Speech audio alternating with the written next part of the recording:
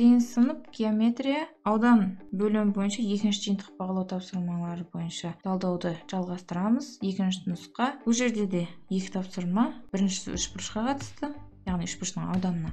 Екіншісі трапеция ауданына байланысты тапсырма. Ал бастайық. Біріншісі. Бұл жерде кез келген үшбұрыш қарастырылып тұр. Демек сызбасын сызып алайық. Оның қабырғаларын беріліп тұрғандарын белгілеп алайық. АБ 12 деп беріліп тұр. АС 9 деп беріліп тұр. Одан кейін С бұрышының бұрыштық мәні бар 70 градус, Б бұрышының да бұрыштық мәні бар 80 градус. Ауданын табыңыз дейді. Берілгені осы. Аудан табуымыз керек болатын болса, қай формуланы қолданамыз? Бұл жерде екі қабырға беріліп тұр. Арасындағы бұрышты да анықтай аламыз. Сол бойынша қолданатын формуламыз 2-ден 1 АБ қабырғасы мен АС қабырғасының көбейтіндісін синус А бұрышқа көбейткенге тең. Енді А бұрыштың сан мәнін үш бұрыштың ішкі бұрыштарының қосындысы формуласы арқылы тауып алайық. 180-нен азайтамыз. 80 және 70 қалған екі бұрыштың қосындысын. Демек, 180-нен азайтамыз 150-ді болады 30 градус. Яғни А бұрышының сан мәні мына жер 30 градус екен. Формулаға алып келіп қойып, сан мәндерін есептейік. АБ 12, АС 9, синус 30 градус. Бұрыштың да мәнін қоятын болсақ, синусымыз 2-ден 1-ге тең. Демек, сол бойынша 12 мен 4 қысқарады. Бөлшектің бөліміндегі 2-ден көбейтіліп 4. 12-ні 4-ке бөлдік 3, 19-ға көбейттік 27. Бірінші есеп дайын. Ары қарай екінші есеп. Екінші есепте сызба сызбаймыз. Дайын сызба беріліп тұр. Берілгені тең бүйірлі трапеция дейді. Оның периметр берілген 56 см.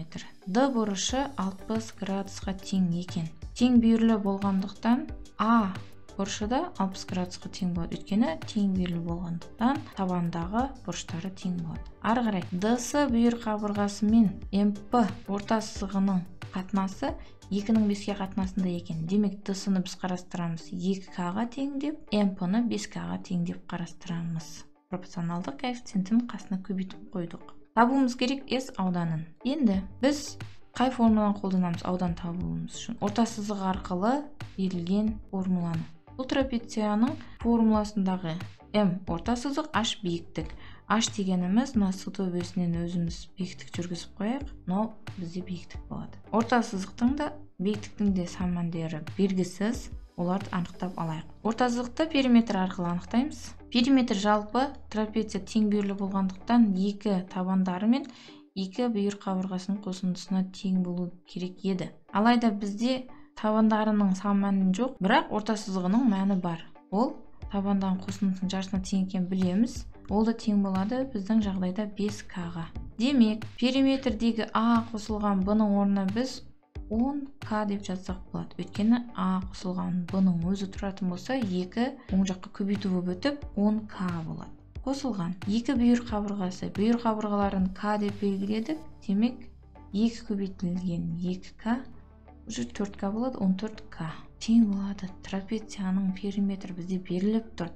56-ға тең деп. Сол бойынша К теңдеуден 56-ның 14-ке қатынасы бөліп жүретін болсақ, пропорционалды коэффициент бізде 4-ке тең болады. Сәйкесінше ДС бүйір қабырғасы 2 көбейтілген 4 болып 8-ге тең болады сантиметр өлшем бірлігі. Ал МП 5 көбейтілген 4-ке тең болып 20 сантиметрге тең болады. Ал енді орта сызық анықталды. Биіктік табуымыз керек. Биіктік табанына H нүктесінде қиып өтеді деп алып, ол үшбұрышты, яғни тік бұрышты үшбұрыш болып тұр, бөлек сіздерге анық түсінікті болу үшін қиып алып көрсетейін. Мынау бізде ДС, оның сан мәнін анықтадық, 8-ге тең болды. Д бұрышы 30 градусқа тең, ол да беріліп тұр бізде.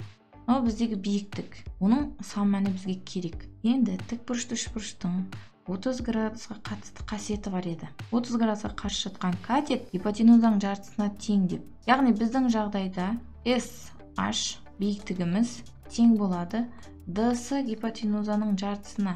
Яғни 8-дің 2-ге қатынасы 4-ке тең. Биіктігі де анықталды, S ауданын тапсақ болады. Орта сызығы MP мен SH биіктігінің көбейтіндісі 20-ны 4-ке көбейтетін болсақ, 80 см квадрат. Екінші нұсқаның да есептерін толық аяқтадық. Бар болған 2 есеп еді.